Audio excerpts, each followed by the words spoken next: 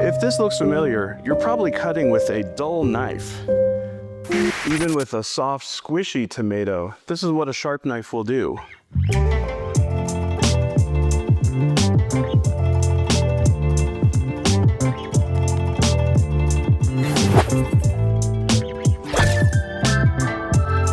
Hi, welcome back. I'm Elan with Element Knife Company, and today I'd like to show you why cooking with a sharp knife is safer, easier, and much more enjoyable. Let's talk about what sharp versus dull actually means, and I'd like to show you a cross-section of a knife, but blown up. So here we have that cross-section, the spine of the knife, both faces of the knife, and way down at the bottom, if you can see it, that's where the edge or the bevel starts. So represented here by this dotted line. So from the face we have that bevel, and then we have two of them that come together to make that primary cutting edge. So in the sharpening process, we remove material from the edges, and ultimately we shape the apex to be clean and crisp, making for clean cuts. What happens when you use a knife over time is this edge actually gets dinged up and becomes rounded over. So then your knife is dull. So cutting with a dull knife can be dangerous because that apex is rounded over. It's not sharp, so it's not gonna bite into the food product.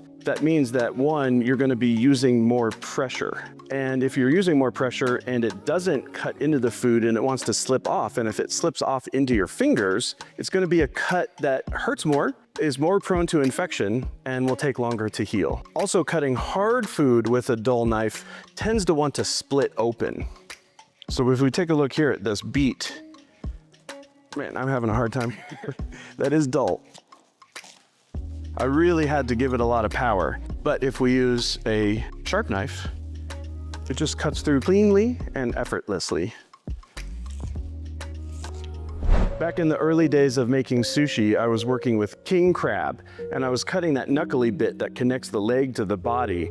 And right when I was going through, the knife rolled off of that through my fingernail and left me with 18 stitches. When it comes to soft foods like tomatoes that may have tough skin and delicate insides, working with a dull knife is just going to smash the tomato, release too much juice, and it may lose a lot of its flavor. Working with a sharp knife cuts cleanly, the tomato will hold its shape, and it will keep all of its flavor. Here's the dull knife, just really struggling to get through, and a lot of juice spilled out here. And with the sharp knife. With the sharp knife, you can see just a drop came out and was using hardly any pressure, while here I was pressing too hard, which pushed out more juice. When it comes to food products like celery that are fibrous and stringy, cutting with a dull knife is going to smash the slices, leaving them mushy. Cutting with a sharp knife will leave clean, crisp, crunchy bites. Working with a dull knife,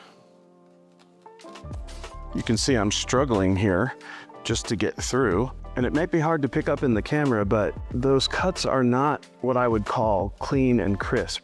We actually smash through the cell walls. Working with a sharp knife, whether I do a pullback or a push forward or European cutting technique, it is just slicing through nice and easy. These are really clean, flat, crisp cuts.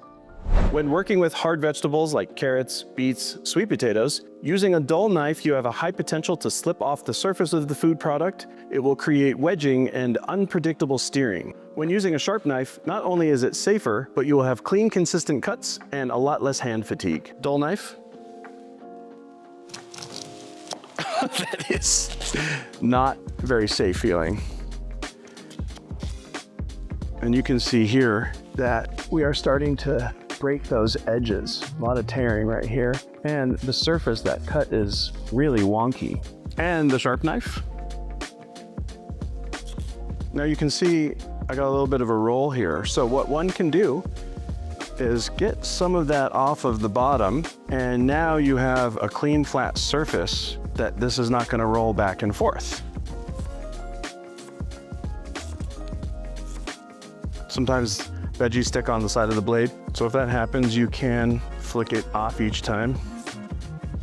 But you can see that the perimeter is really clean and crisp, and that surface is super flat. When working with products like leafy greens, herbs, green onions, a dull knife will smash rather than cut, bruising, wilting, and discoloring your pieces. Using a sharp knife will easily glide through those delicate tops, cutting only the cells it needs to, resulting in clean, fresh, and flavorful cuts. Dull knife. I'm having a hard time getting paper-thin cuts here, and if we look closely, totally smashed and uneven cuts. Even on the harder end, that typically is easier to cut, because there's a little more body in here, where on the green end, they're hollow. So something inside is gonna give it a little bit of resistance, but even with that dull knife, it's just almost slipping off. I can't quite get those beautiful paper-thin cuts. Once again, so inconsistent. Sharp knife, a lot less resistance, much more consistency, much thinner cuts. So here you can see most of these cuts are the same thickness. We can use this cut. With that sharp knife, a lot less resistance. You can see here much more consistency in size of cuts and no bruising or discoloration.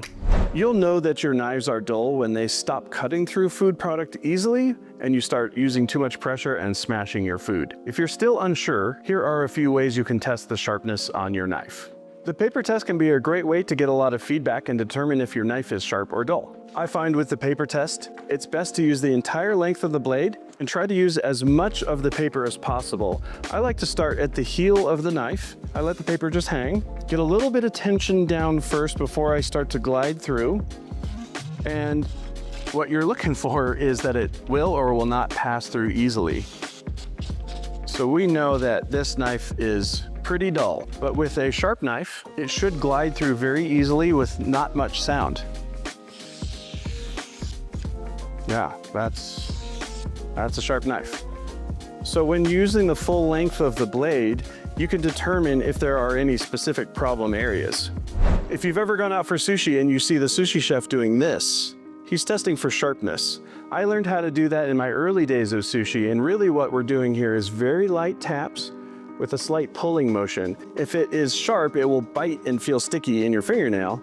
If it slides, it is dull. Now, if you try this, make sure you're confident and use extreme caution. You can also just simply cut some food product, like maybe a tomato. If it passes through easily, your knife is sharp. If it smashes it, it's dull. One clean cut, one not so clean cut, and I had to use a lot of pressure. Let's quickly talk about some sharpening and honing options. Now, there is a difference between sharpening and honing. Keep an eye out, we're gonna make a video about that. Now, honing is really repairing the edge, where sharpening is reshaping the edge. So earlier in the video, I showed you this prop. When we talk about the edge, I'm really talking about the primary cutting edge and the apex. So when you use a knife, banging the blade against the board, scraping the knife, cutting against hard and frozen foods, that edge is gonna become rounded over and taking it away from being a clean, crisp apex. So honing will repair that edge to some degree. Now, when you use a honing steel, you want to be at about the same degree that your knife is sharpened at. So if this was 90 degrees, you cut that in half and you're at about 45, cut that in half and go just a little bit more and you're right in that 15 to 18 degree range. You want to use about a half a pound of pressure and use the full length of the honing rod and the full length of the blade. You only need about 4 to 5 or 6 strokes on each side. And what that does is, once again, it takes that edge that is damaged, rounded over, or maybe the steel that microscopically is bent over a little bit, and it'll straighten out that apex. And your knife will behave as though it's been sharpened. Honing really only gets you so far. So if you're not doing any of your own sharpening, take them to be sharpened about every 3 to 6 months. If you're gonna use a knife, it should be sharp. And however you get to sharp is okay. Whether you are using pass-through sharpeners like this, or sharpening on ceramic waterstones, for example, or taking them somewhere to be sharpened. No matter what you're using to sharpen your knife, make sure it is being done properly and following best practices. You can visit elementknife.com to shop a wide array of sharpening equipment. If you're in Denver, swing by the store and ask us about our sharpening services or taking one of our sharpening classes. Thanks for watching. Your support means the world to us. Like, subscribe, and follow to stay up on all things knives.